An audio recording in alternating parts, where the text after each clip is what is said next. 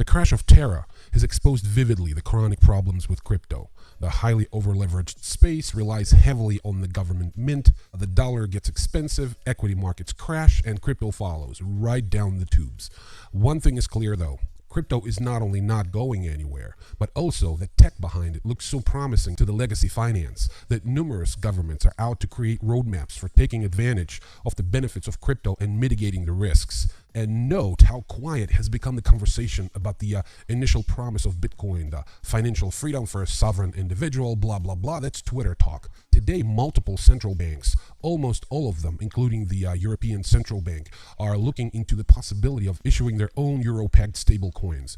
So forget the current crisis. As soon as it's all over and whoever needs to be bailed out receives their golden parachute, crypto is going to go through a re-centralization cycle we haven't seen since the time the Bitcoin paper was posted online, and we all have to be prepared.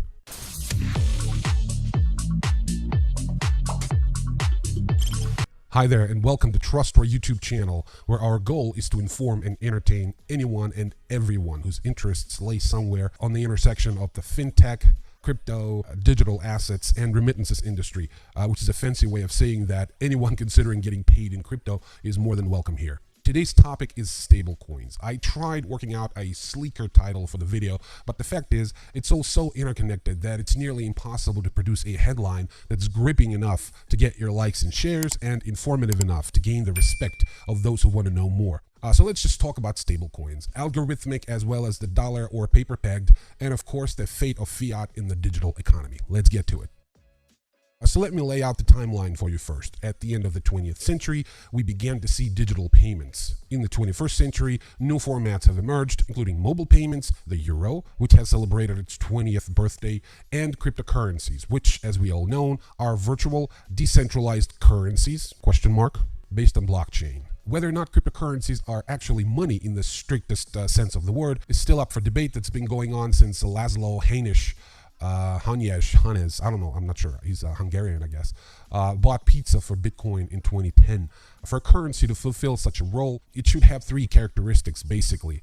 It must hold its value for the purpose of saving, be a means of exchange accepted everywhere, and it should make it possible to compare the prices of different goods using a single monetary unit. And the prevailing opinion today is that cryptocurrencies still do not fulfill those functions, as it is not possible to use them to purchase products in most establishments. However, Bitcoin is a global network connected to the internet and the most widely accepted currency after the dollar or the euro, since it can be transferred from one point to another without the need for intermediaries like corresponding banks. And that, of course, goes for the rest of cryptocurrencies. Emerging markets are in particularly great need for an alternative monetary system that focuses on fast and reliable peer-to-peer transactions, especially in regions such as Africa and Latin America, where financial inclusion is still a challenge. According to Chainalysis, 3 countries, Venezuela, Argentina, and Colombia, are among the top 20 in the cryptocurrency acceptance ranking, and the region represents 9% of global transactions. El Salvador, of course, also stands out for being a first country to adopt Bitcoin as legal tender, although things aren't going according to plan there, so let's just leave that aside. So the popular opinion until very recently was that Bitcoin works better in emerging markets that are socioeconomically and politically unstable. Uncertainty and financial risk push investors to migrate towards assets that do not depend on the state or a ruler and hold their value in order to solve problems such as devaluation, inflation, and political strife. And then the Terra Luna crash happened. You can find tons of posts on Reddit and Twitter from people distraught and surprised at their spectacular losses after being big on Terra. Even the most popular stablecoin in the world, Tether, dropped below its price of $1 in May. So you must understand that stablecoin investing is just as risky as other cryptocurrencies. As an asset class, stablecoins purport to be stable, but the very name is a misnomer. There's no guarantee that they will actually be stable. Usually stablecoins are backed by assets like treasury bills or commercial paper rather than directly investing in the currency they track. Or there's algorithmic stablecoins.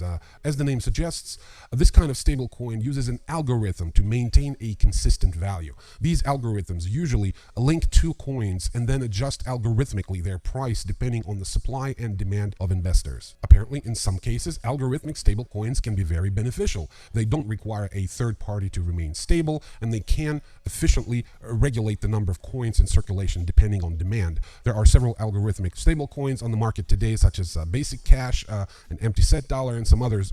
For many, algorithmic stablecoin represents how blockchain and crypto should operate, with code controlling the cryptocurrency and zero human input. In my opinion, however, algorithmic stablecoins are not only unnecessary, but represent the kind of financial fuckery that gives crypto a bad name. Whether algorithmic stablecoin burns or mints depending on the demand for a particular coin, or is partially collateralized through similarly useless digital derivatives, it has no value in any terms pertaining to the real economy or the actual money supply we all use every day. And its promise of stability is clearly a myth, which was illustrated by Terra recently. Some investors may view stablecoins pegged to the dollar as the cryptocurrency equivalent of a money market fund, but they're not. Unlike stablecoins, money market funds, which are a type of mutual fund that invests in high quality and short-term debt securities, are highly regulated because they are really, truly, unlike stablecoins, tasked with maintaining a net asset value of $1 per share. On the other hand, can you load up a share of a money market fund to a mobile app and send it over to your buddy's digital wallet as a redeemable payment? Of course not.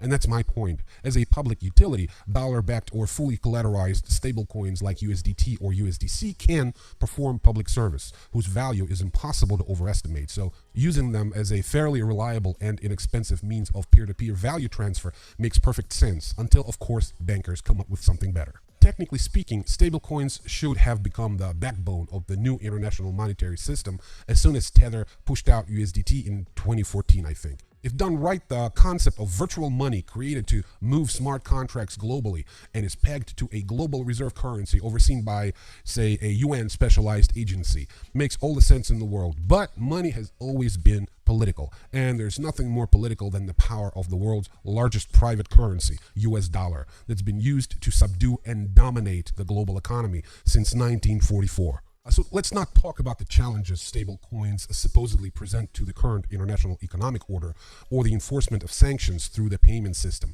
First of all, it's a major downer. Secondly, those challenges are mostly a cry wolf effort on the part of the international financial oligarchy that wants to keep tabs on the global money supply. Read my lips. No one is threatening the dollar's status as an international currency. Conceptually, stablecoins cannot exist until they are deeply, that is, technologically, politically, and as a form of business, etc., embedded into the global reserve system. There isn't going to be a fragmentation of the international monetary system facilitated by national governments, because national governments are the ones who stand to benefit the most from the transparency and predictability of the most reputable stablecoin ecosystems. And private money will not take over fiat. In many respects, it has already happened, but the most progressive governments are becoming more and more vocal in promoting the rise of the new alternative payment systems, which are, and no doubt will continue to be, tightly integrated with the private sector. So speaking plainly, we now have the technology and, more importantly, political and practical justification for dismissing the potential geopolitical effects of an alternative international monetary architecture. In the post-COVID world, the bottom line is that there are many people out there who will need to get paid very soon, and stablecoins are the perfect tool for the job. And I will leave you today with this magnificently positive thought. Thank you so much for watching the video. I hope you liked it, and if you did, please, like it formally, as in punch in the like. Subscribe to the channel if you haven't already. Please share the content, and most importantly, let us know in the comments if this is something that you want us to continue to do, and we gladly will. Thank you so much for watching. I will see you in the next video. Peace.